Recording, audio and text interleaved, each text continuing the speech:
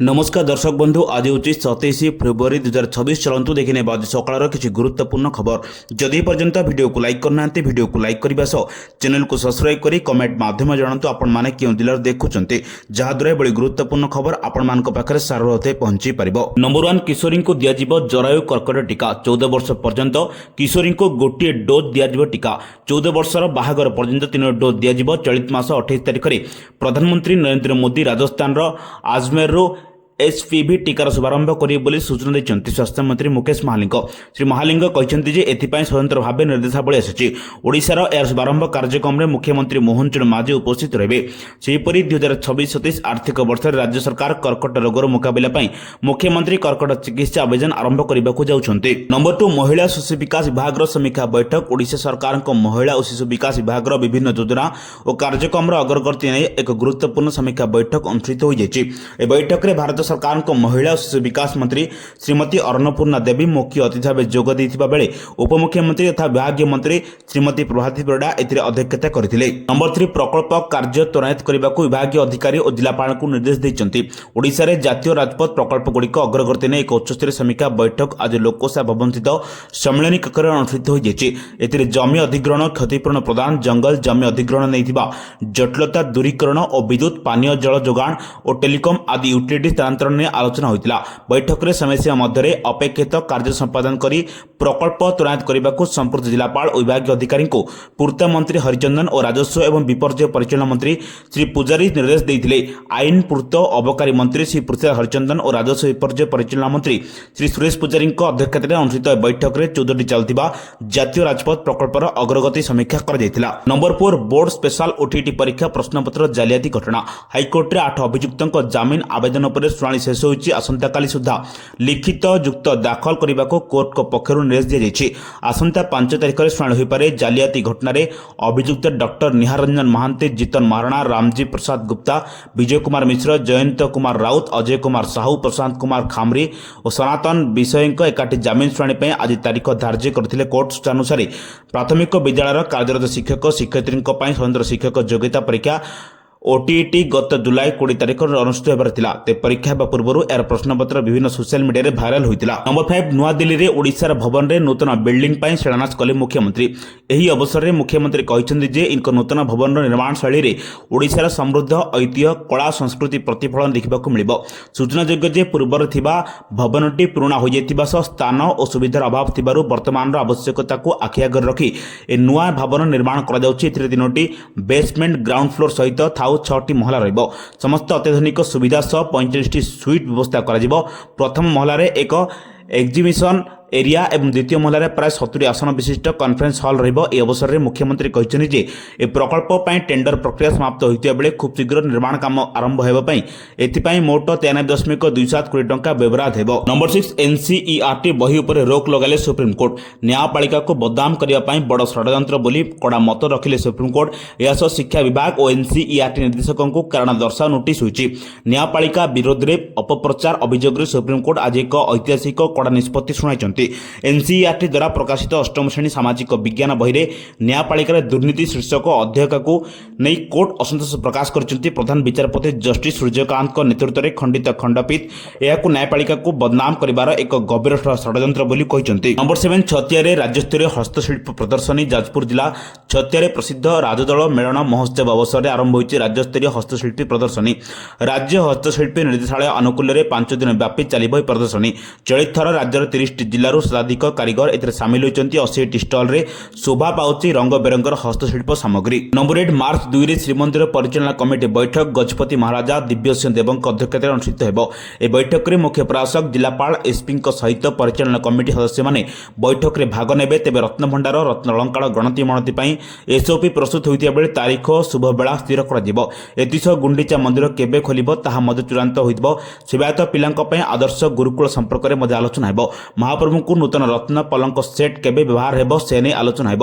ଶ୍ରୀମନ୍ଦିର ଭିତରେ ଉଭୟ ପୋଲିସ ଓ ସେବକଙ୍କ ମୋବାଇଲ ଫୋନ୍ ବାରଣ ଶ୍ରୀମନ୍ଦିର ଆଇନରେ ସଂଶୋଧନ ପାଇଁ ମଧ୍ୟ ଆଲୋଚନା ହେବ।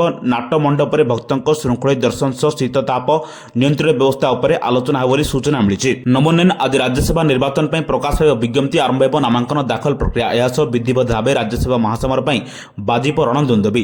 ସାଂସଦ ସୁଜିତ କୁମାର, ମମତା ମହନ୍ତ, ନିରଞ୍ଜନ ବିଶି, ମୁନ୍ନା ଖାଁ ରାଜ୍ୟସଭା ଆସନ ଖାଲି ହେଉଛି ଏପ୍ରିଲରେ। ଖାଲି ହେଉଥିବା ଓଡ଼ିଶାରେ 4ଟି ରାଜ୍ୟସଭା ଆସନ ପାଇଁ ନିର୍ବାଚନ ହେବ। ଗୁରୁବାରଠାରୁ ମାର୍ଚ୍ଚ 5 ପର୍ଯ୍ୟନ୍ତ ଚାଲିବ ନାମାଙ୍କନ ଦାଖଲ। ମାର୍ଚ୍ଚ 6ରେ ନାମାଙ୍କନ ଯାଞ୍ଚ ଓ 9 ତାରିଖରେ ପ୍ରାର୍ଥୀପତ୍ର ପ୍ରତ୍ୟାହାର ଶେଷ ଦିନ। 16ରେ ହେବ ଭୋଟ। ବିଧାନସଭା ବଜେଟ୍ ଅଧିବେଶନରେ ପ୍ରଥମ ପର୍ଯ୍ୟାୟ ଅଧିବେଶନ ଗତକାଲି ସରିଥିବା ବେଳେ ଏବେ ସବୁ ଦଳର ନଜର ରାଜ୍ୟସଭା ସମ୍ଭାବ୍ୟ ପ୍ରାର୍ଥୀଙ୍କ ଉପରେ। ସଂଖ୍ୟା ଥାଉ କି ନଥାଉ ସବୁ ଦଳର ଏହି ରେସ୍ରେ ଧାଇଁଲେଣି। ନମ୍ବର 10 ରାଜ୍ୟରେ ଶୁଖିଲା ରହିବ ପାଗ, ବର୍ଷା ସମ୍ଭାବନା ନାହିଁ। ଖରା ବଢ଼ିବ। ଆସନ୍ତା 3 ଦିନ ପରେ ତାପମାତ୍ରା କ୍ରମଶଃ ବୃଦ୍ଧି ପାଇବ। ପ୍ରାୟ 2ରୁ 3 ଡିଗ୍ରୀ ସେଲସିୟସ୍ ବୃଦ୍ଧି ପାଇପାରେ ଦିନର ସର୍ବୋଚ୍ଚ ତାପମାତ୍ରା। ହେଲେ ରାତିର ତାପମାତ୍ରା କମିବ। ଆସନ୍ତା 2 ଦିନ ଭିତରେ ରାତିର ତାପମାତ୍ରା 2ରୁ 3 ଡିଗ୍ରୀ ସେଲସିୟସ୍ କମିପାରେ। ଏଭଳି ପୂର୍ବାନୁମାନ ଦେଖାଯାଇଛି ଭୁବନେଶ୍ୱର ପାଣିପାଗ କେନ୍ଦ୍ର। ରାଜ୍ୟରେ ମଙ୍ଗଳବାର କେତେକ ସ୍ଥାନରେ ଘଡ଼ଘଡ଼ି ସହ ଅଦିନିଆ ବର୍ଷା ହୋଇଥିଲା। ବୁଧବାର କାଁ ଭାଁ ଘଡ଼ଘଡ଼ି ସହ ହାଲୁକା ବର୍ଷା ହେଉଛି। ପାଣିପାଗ ପୂର୍ବାନୁମାନ ହେଲା ବର୍ତ୍ତମାନ ରାଜ୍ୟରେ ପାଗ ମୁଖ୍ୟତଃ ଶୁଖିଲା ରହିବ। ବର୍ଷା ସମ୍ଭାବନା ଏବେ ନାହିଁ। ବୁଧବାର ରାଜ୍ୟରେ ଗରମ ପ୍ରକୋପ ସାମାନ୍ୟ ବଢ଼ିଥିଲା। 11ଟି ସ୍ଥାନରେ ଦିନର ତାପମାତ୍ରା 33 ଡିଗ୍ରୀ ସେଲସିୟସ୍ କିମ୍ବା ତାଠାରୁ ଅଧିକ ଥିଲା। ନମ୍ବର 11 1 ଏପ୍ରିଲରୁ ପେଟ୍ରୋଲ ପମ୍ପରେ 20% ଇଥାନଲ ମିଶ୍ରିତ ଇନ୍ଧନ ବାଧ୍ୟତାମୂଳକ। ପ୍ରଦୂଷଣ ହ୍ରାସ କରିବା, ତୈଳ ଆମଦାନୀ ଉପରେ ନିର୍ଭରଶୀଳତା ହ୍ରାସ କରିବା ପାଇଁ କେନ୍ଦ୍ର ସରକାର ଏକ ଗୁରୁତ୍ୱପୂର୍ଣ୍ଣ ପଦକ୍ଷେପ ନେଇଛନ୍ତି। ଏପ୍ରିଲ 1 ତାରିଖରୁ ସାରା ଦେଶରେ 20% ପର୍ଯ୍ୟନ୍ତ ଇଥାନଲ ମିଶ୍ରିତ ପେଟ୍ରୋଲ ବିକ୍ରୟ ପାଇଁ ପେଟ୍ରୋଲିୟମ ଓ ପ୍ରାକୃତିକ ଗ୍ୟାସ ମନ୍ତ୍ରଣାଳୟ ଏକ ବିଜ୍ଞପ୍ତି ଜାରି କରି ତୈଳ କମ୍ପାନୀଗୁଡ଼ିକୁ ନିର୍ଦ୍ଦେଶ ଦେଇଛନ୍ତି। ସରକାରଙ୍କ ଅନୁଯାୟୀ ସମସ୍ତ ରାଜ୍ୟ ଓ କେନ୍ଦ୍ରଶାସିତ ଅଞ୍ଚଳରେ ତୈଳ ଯୋଗାଣ କମ୍ପାନୀଗୁଡ଼ିକୁ ସର୍ବାଧିକ 20% ଇଥାନଲ ଯୁକ୍ତ ପେଟ୍ରୋଲ ବିକ୍ରୟ କରିବାକୁ ପଡ଼ିବ। ଏହି ଇନ୍ଧନରେ ସର୍ବନିମ୍ନ 95 RON ରହିବା ଆବଶ୍ୟକ। RON ହେଉଛି ଇନ୍ଧନ ଗୁଣବତ୍ତାର ଏକ ପ୍ରମୁଖ ମାପକ ଯାହା ଇଞ୍ଜିନର ସୁରକ୍ଷା ସୁନିଶ୍ଚିତ କରେ। ନମ୍ବର 12 ଟ୍ରାଫିକ୍ ଛକରେ ପ୍ଲାଷ୍ଟିକ୍ ବ୍ୟାରିକେଡ୍ ନାଲ୍କୋ ଓ ଡମଣା ଛକରେ ଲାଗିଲା। ଟ୍ରାଫିକ୍ ଛକରେ ଆଉ ଭିଡ଼ରେ ଫସିବନି ଆମ୍ବୁଲାନ୍ସ। ଛକର ବାମ ପାର୍ଶ୍ୱ ରାସ୍ତା ଆମ୍ବୁଲାନ୍ସ ସମେତ ଅନ୍ୟାନ୍ୟ ଜରୁରୀକାଳୀନ ସେବା ପାଇଁ ବ୍ୟବହାର ହେବ। ଗାଡ଼ି ଚାଳକ ଯେପରି ବାମ ପାର୍ଶ୍ୱ ରାସ୍ତା ଅବରୋଧ ନ କରନ୍ତି ସେଥିପାଇଁ ସଚେତନତା କରାଯିବ। ତାହାକୁ ନଜର ରଖି ଟ୍ରାଫିକ୍ ଛକ ବାମ ପାର୍ଶ୍ୱରେ ଟ୍ରାଫିକ୍ ଡେଲିମିଟର ପୋଷ୍ଟ ନିର୍ମାଣ ହୋଇଛି। ପାଖାପାଖି 100 ମିଟର ପର୍ଯ୍ୟନ୍ତ ରାସ୍ତାରେ ଲାଗି ଲାଗି ବ୍ୟାରିକେଡ୍ଗୁଡ଼ିକ ଲଗାଯାଇଛି। 2ଟି ବ୍ୟାରିକେଡ୍ ମଧ୍ୟରେ ଯେପରି କୌଣସି ଗାଡ଼ି ପଶି ନଯାଏ ସେଥିପ୍ରତି ଦୃଷ୍ଟି ଦିଆଯାଉଛି। ପ୍ରଥମ ପର୍ଯ୍ୟାୟ ଏହି ଛକରେ ନିର୍ମାଣ ହୋଇଥିବା ବେଳେ ଏବେ ଜନଗହଳିପୂର୍ଣ୍ଣ ଜୟଦେବ ବିହାର ନନ୍ଦନକାନନ ରାସ୍ତାରେ ଟ୍ରାଫିକ୍ ଛକଗୁଡ଼ିକରେ ଲାଗିଛି। ଜୟଦେବ ବିହାର ସମେତ ନାଲ୍କୋ ଛକ, ଡମଣା ଛକରେ ଏହି ବ୍ୟାରିକେଡ୍ ଲାଗିଛି। ନମ୍ବର 13 ହାଇକୋର୍ଟଙ୍କ ଗୁରୁତ୍ୱପୂର୍ଣ୍ଣ ରାୟ। ବହୁ ବର୍ଷ ଧରି ସରକାରୀ ଜମିକୁ ଅନଧିକୃତ ଭାବେ ଦାଖଲରେ ରଖିଥିଲେ ବି ଜବରଦଖଲକାରୀ ଏହା ଉପରେ ଆଇନଗତ ଅଧିକାର ପାଇପାରିବ ନାହିଁ। ସରକାରୀ ଜମିରୁ ଜବରଦଖଲ ନିଶ୍ଚିତ ଭାବେ ଉଚ୍ଛେଦ କରାଯିବ। ଏଭଳି ବେଆଇନ ଦଖଲ ପ୍ରସଙ୍ଗରେ ସହଯୋଗ କରୁଥିବା ପ୍ରଶ୍ରୟ ଦେଉଥିବା ଅଧିକାରୀଙ୍କ ବିରୋଧରେ ଶୃଙ୍ଖଳାଗତ କାର୍ଯ୍ୟାନୁଷ୍ଠାନ ଗ୍ରହଣ କରାଯିବା ଆବଶ୍ୟକ ସ୍ଥଳେ ଫୌଜଦାରୀ କାର୍ଯ୍ୟାନୁଷ୍ଠାନ ଗ୍ରହଣ କରାଯିବ। ଜବରଦଖଲ ବିଶେଷ କରି ବହୁ ଅବଧି ପାଇଁ ଅନୁମତି ଦିଆଯିବା ଘଟଣାର ଉପଯୁକ୍ତ ତଦନ୍ତ କରାଯାଇ ଉତ୍ତରଦାୟିତ୍ୱ ଧାର୍ଯ୍ୟ କରାଯିବା ଉଚିତ। ଅତ୍ୟର ହୋଇଥିବା ତ୍ରୁଟି ପାଇଁ ମଧ୍ୟ ଏଭଳି କାର୍ଯ୍ୟାନୁଷ୍ଠାନ ଗ୍ରହଣ କରାଯିବା ଆବଶ୍ୟକ। ବହୁ ସମୟ ପ୍ରାରମ୍ଭିକ ସ୍ଥଳରେ ଜବରଦଖଲ ରୋକିବା ପାଇଁ ସତର୍କତାମୂଳକ ପଦକ୍ଷେପ ଗ୍ରହଣ କରିବା ପ୍ରସଙ୍ଗରେ ରାଜସ୍ୱ ନିରୀକ୍ଷକ କ୍ଷେତ୍ର ସ୍ତରରେ ଅଧିକାରୀ ବିଫଳ ହୋଇଛନ୍ତି। ସଂଶୋଧନ କରିବା କଷ୍ଟକର ଭଳି ସ୍ଥିତି ଆସିବା ପରେ ପଦକ୍ଷେପ ଗ୍ରହଣ କରାଯାଉଛି। ନମ୍ବର 14 ଝାରସୁଗୁଡ଼ା ସଡ଼କ ଦୁର୍ଘଟଣା, ମୃତ ପୁଲିସ କର୍ମଚାରୀଙ୍କ ପରିବାରକୁ ମିଳିଲା ସହାୟତା ରାଶି। ଝାରସୁଗୁଡ଼ା ସଦର ଥାନା ନିକଟରେ ଦୁର୍ଘଟଣାରେ 5 ଜଣ କର୍ତ୍ତବ୍ୟରତ ପୁଲିସ କର୍ମଚାରୀ ପ୍ରାଣ ହରାଇଥିବା ଘଟଣା ପରିବାର ବର୍ଗଙ୍କୁ ଓଡ଼ିଶା ପୁଲିସ ତୁରନ୍ତ ସହାୟତା ରାଶି ପ୍ରଦାନ କରାଯାଇଛି। ଦୁର୍ଘଟଣାରେ ମାତ୍ର 3 ଦିନ ମଧ୍ୟରେ ରେକର୍ଡ ସମୟରେ 4 ଜଣ ପୁଲିସ କର୍ମଚାରୀଙ୍କ ପରିବାରକୁ 1.10 କୋଟି ଟଙ୍କା ଲେଖାଏଁ ଏବଂ ଜଣେ ହୋମଗାର୍ଡଙ୍କ ପରିବାରକୁ 30 ଲକ୍ଷ ଟଙ୍କାର ବୀମା ଅର୍ଥରାଶି ପ୍ରଦାନ କରାଯାଇଛି। ଉତ୍ତରାଞ୍ଚଳ ଆଇଜି ହିମାଂଶୁ ଲାଲ, ଝାରସୁଗୁଡ଼ା ଜିଲ୍ଲାପାଳ କୁଣାମ ମୋତିରାମ ଚୌହାନ ଓ ଏସ୍ପି ଶ୍ରୀ ଗୁଣ୍ଡଲା ରାଘବେନ୍ଦ୍ର ରେଡ୍ଡୀଙ୍କ ଉପସ୍ଥିତିରେ ଏହି ସହାୟତା ଚେକ୍ ପ୍ରଦାନ କରାଯାଇଛି। ନମ୍ବର 15 T20 ବିଶ୍ୱକପ ଅଭିଷେକ, ତିଳକ, ହାର୍ଦ୍ଦିକ ପାଣ୍ଡ୍ୟା ବିରୋଧ ବିସ୍ଫୋରକ ବ୍ୟାଟିଂ। ଚଳିତ T20 ବିଶ୍ୱକପରେ ଗୁରୁବାର ଅନୁଷ୍ଠିତ ଜିମ୍ବାୱେ ବିପକ୍ଷ ପକ୍ଷରୁ 8ଟି ମୁକାବିଲାରେ ଭାରତୀୟ ବ୍ୟାଟ୍ସମ୍ୟାନ୍ ବିସ୍ଫୋରକ ବ୍ୟାଟିଂ ପ୍ରଦର୍ଶନ କରିଛନ୍ତି। ସେମିଫାଇନାଲ ପ୍ରବେଶ ଦୃଷ୍ଟିକୋଣରୁ ଏହି ମ୍ୟାଚ୍ରେ ଭାରତ ପାଇଁ ବିଜୟ ଜରୁରୀ। ଟିମ୍ ଇଣ୍ଡିଆ ପ୍ରଥମେ ବ୍ୟାଟିଂ କରି 4 ୱିକେଟ୍ ବିନିମୟରେ 256 ରନ୍ ସଂଗ୍ରହ କରିଛି। ଟପ୍ ଅର୍ଡରରେ ସମସ୍ତ ବ୍ୟାଟ୍ସମ୍ୟାନ୍ ଭଲ ବ୍ୟାଟିଂ ପ୍ରଦର୍ଶନ କରିଛନ୍ତି। ଅଭିଷେକ ଶର୍ମା ଫର୍ମକୁ ଫେରି 30 ବଲ୍ରେ 55 ରନ୍ କରିଥିଲେ। ସଞ୍ଜୁ ସାମସନ୍ 24, ସୂର୍ଯ୍ୟକୁମାର ଯାଦବ 33, ଇଶାନ କିଶାନ 38 ରନ୍ କରିଥିଲେ। ପରେ ହାର୍ଦ୍ଦିକ ପାଣ୍ଡ୍ୟା, ତିଲକ ବର୍ମା ସ୍କୋରକୁ 250 ଉପରକୁ ନେଇଯାଇଥିଲେ। ହାର୍ଦ୍ଦିକ 23 ବଲ୍ରୁ 50 ଓ ତିଲକ 16 ବଲ୍ରୁ 44 ରନ୍ କରି ଅପରାଜିତ ହୋଇଥିଲେ। ଟସ୍ ଜିତି ଜିମ୍ବାୱେ ପ୍ରଥମେ ଫିଲ୍ଡିଂ କରିବା ପାଇଁ ନିଷ୍ପତ୍ତି ନେଇଥିଲା। ଏଭଳି ଗୁରୁତ୍ୱପୂର୍ଣ୍ଣ ଖବର ପାଇବା ପାଇଁ ଆମ ଚ୍ୟାନେଲ ଯୋଡ଼ି ରୁହନ୍ତୁ। ଯଦି ପର୍ଯ୍ୟନ୍ତ ଭିଡ଼ିଓକୁ ଲାଇକ୍ କରିନାହାନ୍ତି ଭିଡ଼ିଓକୁ ଲାଇକ୍ କରିବା ସହ ଚ୍ୟାନେଲକୁ ସବସ୍କ୍ରାଇବ୍ କରି କମେଣ୍ଟ ମାଧ୍ୟମରେ ଜଣାନ୍ତୁ ଆପଣମାନେ କେଉଁ ଜିଲ୍ଲାରେ ଦେଖୁଛନ୍ତି, ଯାହାଦ୍ୱାରା ଏଭଳି ଗୁରୁତ୍ୱପୂର୍ଣ୍ଣ ଖବର ଆପଣମାନଙ୍କ ପାଖରେ ସର୍ବପ୍ରଥମେ ପହଞ୍ଚି ପାରିବ। ବ୍ୟୁରୋ ରିପୋର୍ଟ, ସାବଧାନ ଓଡ଼ିଶା।